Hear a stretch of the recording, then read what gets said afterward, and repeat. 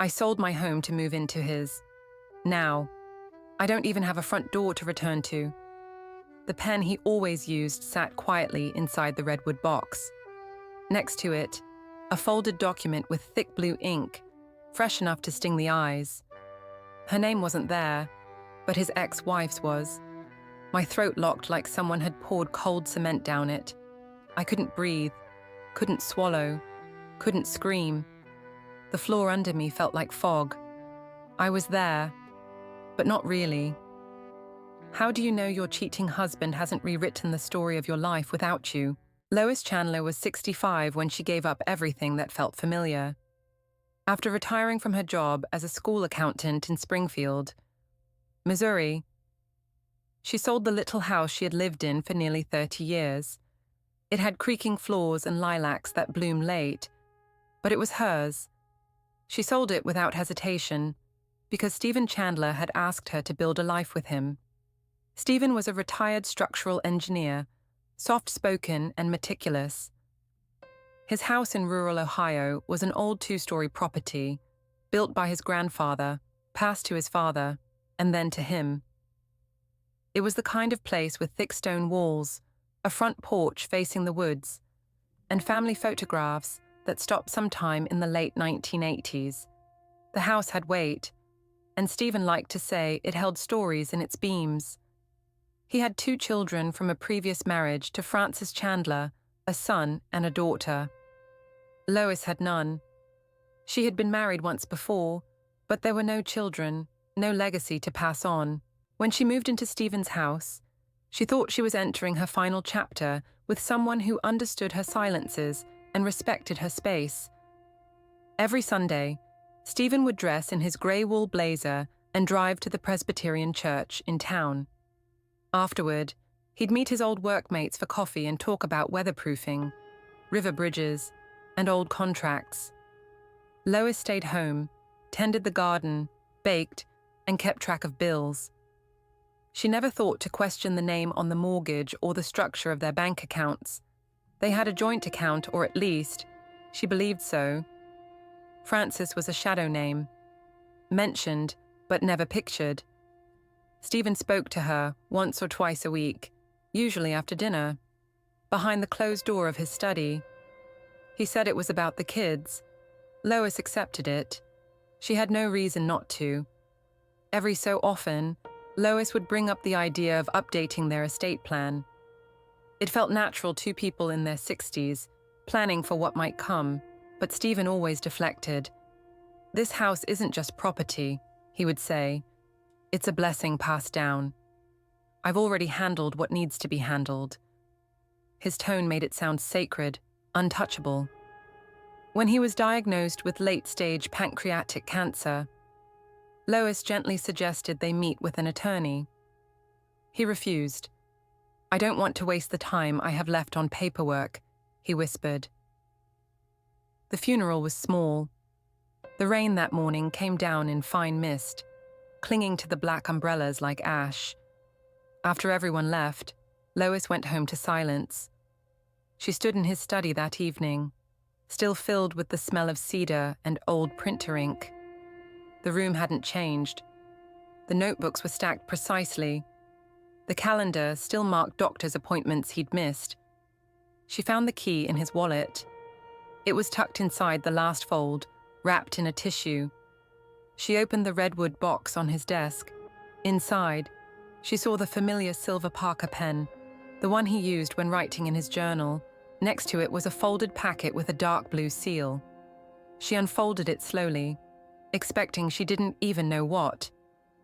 The document was a last will and testament, signed, witnessed, and notarized. Dated exactly 2 years earlier. The name listed as the beneficiary of the house was Frances Chandler. Lois stared at the paper, the ink still bold as if written that morning. Her chest clenched. It wasn't just shock. It was betrayal, like the air had thickened into concrete and poured itself into her throat. She could not breathe, or cry, or even speak. She called the family attorney the next morning. His voice was professional, but detached. "Yes," he said.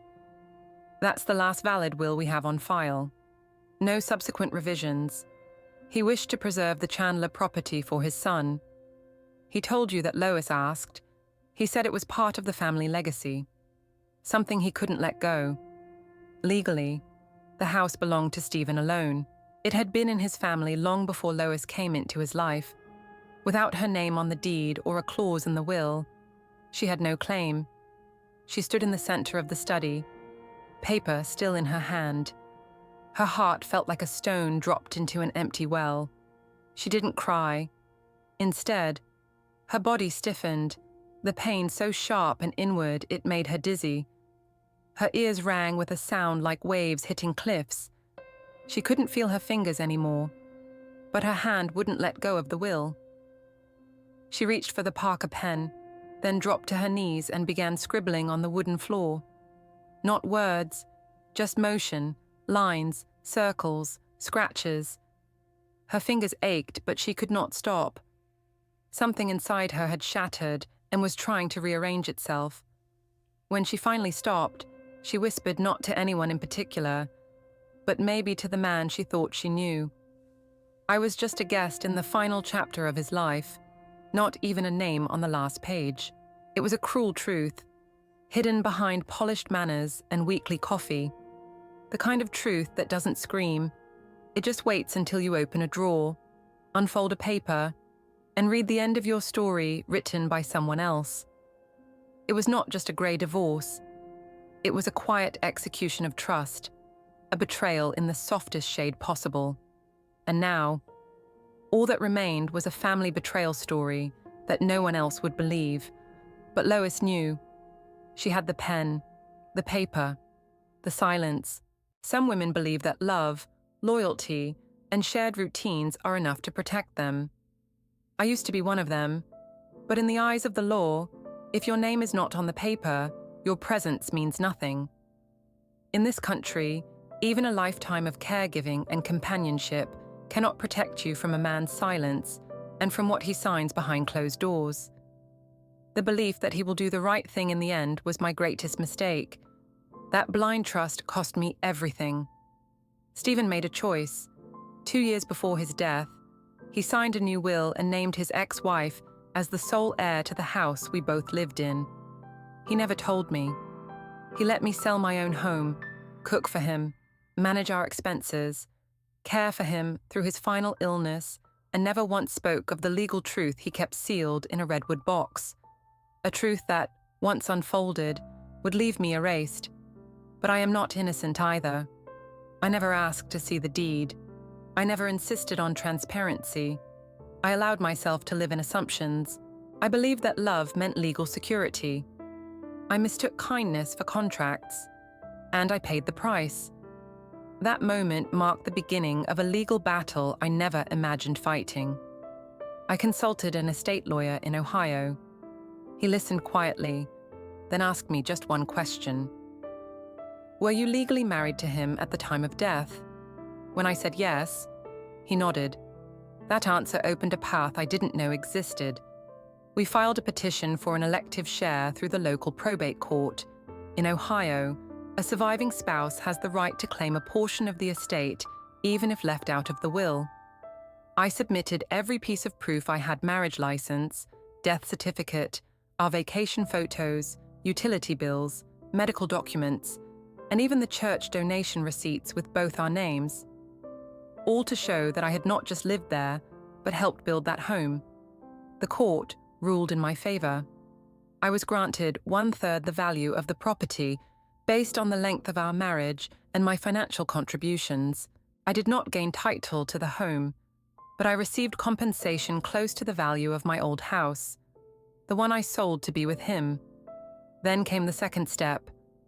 I noticed that in his last tax filings, Stephen had listed me as a dependent, yet he never filed joint ownership of assets. With my attorney's help, we contacted the Internal Revenue Service. We raised concerns about possible asset misclassification and tax reduction tactics, an indirect form of elder financial abuse. The IRS did not reopen his case, but they confirmed that the filing supported my claims in civil court. It became a key piece of evidence in strengthening my financial restitution. The final step was not legal, it was strategic. Through my lawyer, I sent a formal letter to Frances. In it, I explained the facts, attached proof of my legal status, and proposed a settlement. I did not threaten.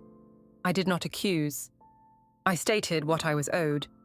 3 months passed. Then her attorney replied she would agree to a cash settlement under the condition that I drop further claims. I took the offer. Stephen had the right to make a will, but he had also made promises to me. To leave someone out of a will while still wearing a wedding ring is not just a betrayal. In my eyes, it was a quiet act of marriage fraud. He was, in many ways, a cheating husband. Not with his body, but with his word. With his silence. With the laws he quietly twisted while I folded his shirts and poured his pills. In the end, I did not win the house, but I walked away with something far greater: legal clarity, financial ground, and a voice strong enough to say I was not invisible, and I never will be again. I never set foot in that house again. The day I signed the settlement papers, I took the check and drove until the sun dipped behind the trees.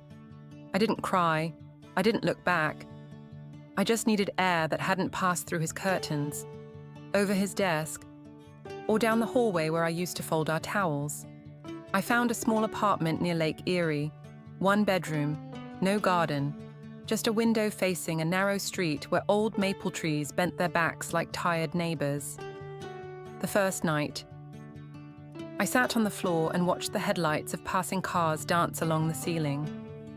For the first time in years, I slept through the night without waking up to make someone else's coffee. A week later, I joined a watercolor class at the local senior center. My hands were stiff. My brush moved like it had forgotten what softness was. But there was a comfort in the mess colors running into each other, refusing borders. I painted lilacs, not because I missed the old house, but because I remembered how they looked outside the one I gave up. Each morning, I walked to the pier, just me and the gulls and the scent of fish from the boats. I kept a journal, not the poetic kind, just lists. Things I liked, things I didn't, things I wanted to say but had never spoken aloud. I didn't know it then, but I was building something stronger than a marriage. I was building myself. 3 months passed, then 4. I reconnected with Janine, an old friend I hadn't spoken to in over a decade. We met for lunch in a small diner with cracked booths and lukewarm coffee. But when she reached across the table and held my hand, it felt warmer than anything I'd tasted in years. I didn't seek revenge. I didn't want pity. I wanted room. Space to become someone who didn't measure love by promises but by truth. And truth, I learned, lives in documents and deeds, wills, bank accounts, not in Sunday smiles or quiet whispers after dinner. Somewhere along the way, I forgave myself for not knowing better, for loving a man who had a different idea of legacy.